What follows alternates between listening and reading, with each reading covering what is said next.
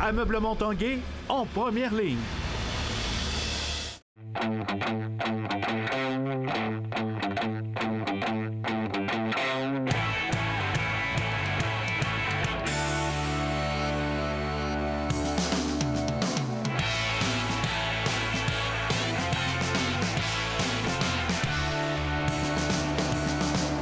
À tous un bon lundi, bon début de semaine. Bienvenue à l'Esprit sportif. Aujourd'hui dans l'émission, un peu plus tard, on parlera des nouvelles des boxeurs Lexon Mathieu et Sébastien Bouchard. On parle également des performances sportives du week-end avec les Remparts, Laurent Dubreuil et également les Dynamiques de Sainte-Foy au basketball féminin et Lewis Irving en ski acrobatique. Mais d'abord, hockeyeur et entraîneur de carrière, Brian Lizotte vient de publier récemment le livre « Devenir une élite au hockey ». Un livre qui met en lumière l'expérience que devra vivre le jeune joueur de hockey qui s'attaque à l'élite de notre sport national.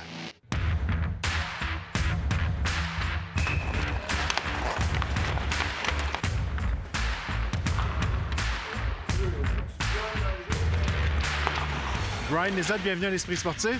Bonjour. Là, on parle de devenir une élite au hockey, un livre qui a été publié récemment.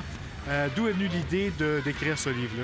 C'est un petit projet que, depuis un moment, là, je voulais avoir avec mon ami Alain Venti. Puis, comme j'ai dit, c'est le fait que j'avais un moment de pause du hockey.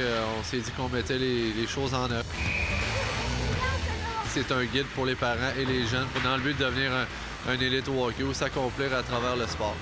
Mais ça touche aussi les entraîneurs, les dirigeants. Puis, on voulait être innovateur aussi avec le hockey en disant où s'en allait le hockey.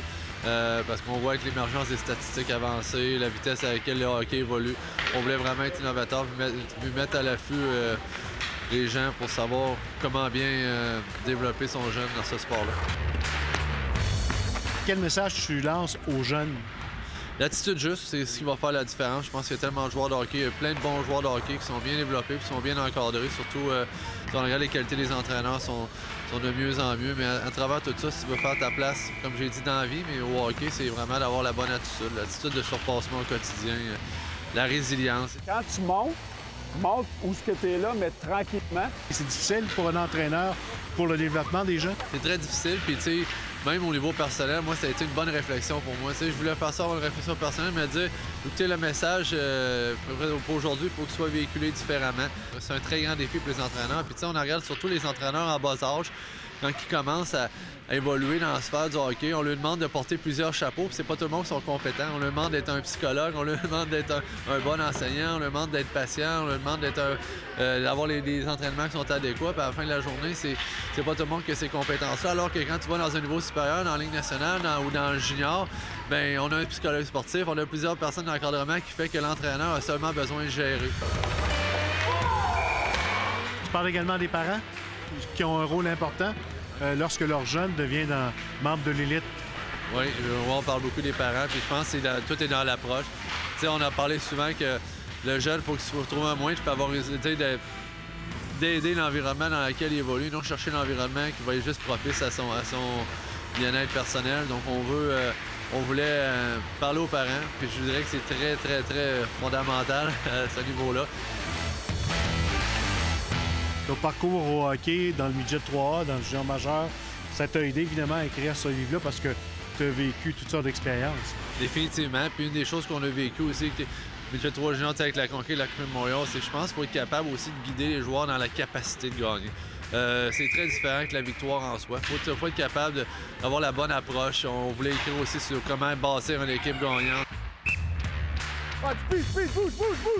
Qu'est-ce qu'on veut que les gens retiennent après avoir lu le livre? Ben, on veut qu'ils retiennent, comme j'ai dit, que l'attitude juste va faire foi de tout. Puis surtout de prendre le... Tu sais, vous avez un enfant qui est en bas âge, vous avez un joueur junior au midget 3 ou encore votre fils est rendu au niveau supérieur. C'est bon pour tout le monde, ce livre-là, mais tu sais, l'attitude juste va faire la différence, l'attitude de surpassement. Puis le reste, c'est juste, comme je disais, un bon guide puis des outils pour leur permettre de performer dans ce sport qui est difficile. Mais l'élite, c'est pas pour tout le monde, mais à un moment donné, si tu veux être une élite dans la vie, il faut voir que le hockey va te servir à t'accomplir.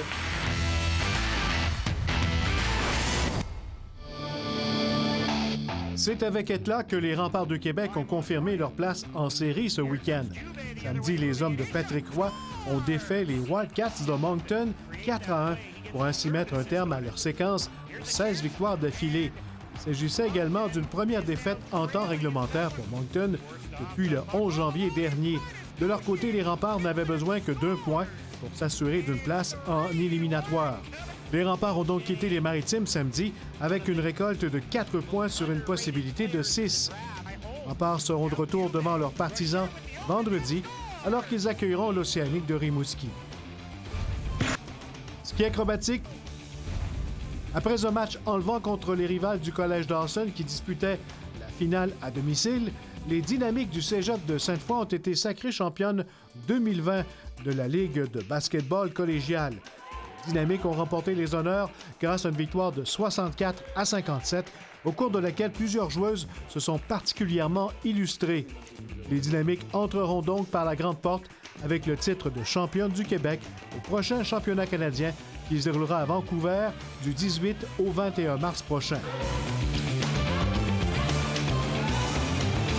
Restez là, après la pause, on parle boxe avec Sébastien Bouchard et Lexon Mathieu.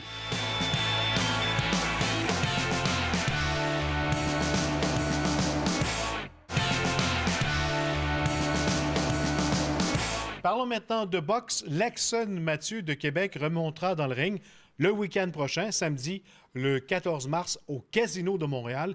Il sera même la finale de ce gala présenté dans la métropole. Et il pourra mettre la main sur une nouvelle ceinture, celle des super moyens de la NABF. Entre-temps, il a trouvé le temps de relever un défi très populaire dans le monde de la boxe par le temps qui court. Lexon Mathieu a aussi relevé le défi de faire de la boxe imaginaire en public. Ça se passait dimanche au Galet de la Capitale. Je sais pas si c'est une idée de qui, mais Stan Butler me lançait le défi, puis j'acceptais avec joie. Si le défi semblait facile, le prochain adversaire de Lexon Mathieu, Ryan Young, ne semble guère représenter un défi plus compliqué aux yeux de son entraîneur. La récompense est grande vis-à-vis le défi que je pense qu'il va nous apporter. Fait que, Tu veux dire quoi? ben, je pense que Lexon, il pourrait se battre avec un gars encore meilleur que ça. Je pense que Ryan Young, il n'a pas assez d'outils pour la capacité de Lexon. Je monte dans les rankings, je me rapproche de mon but d'être champion du monde. Les choses arrivent vraiment vite. Ça représente que j'atteins mes objectifs. Hein.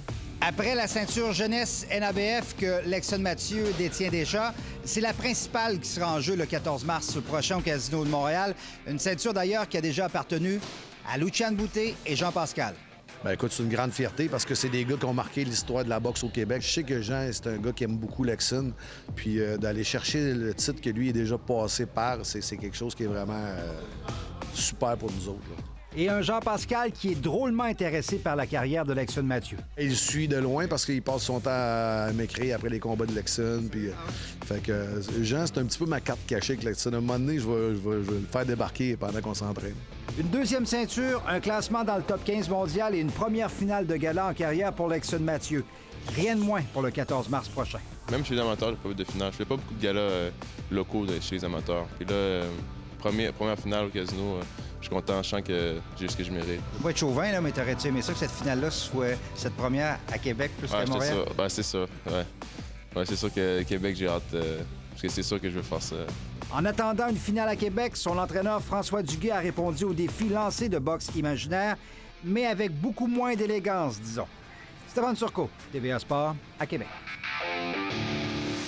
Pour sa part, blessé au tendon du biceps lors de son dernier combat, Sébastien Bouchard devait remonter dans le ring le 28 mars prochain au Centre Vidéotron, mais malheureusement, une malchance l'empêche de revenir dans le ring. Plus de détails dans ce reportage de Stéphane Turcot.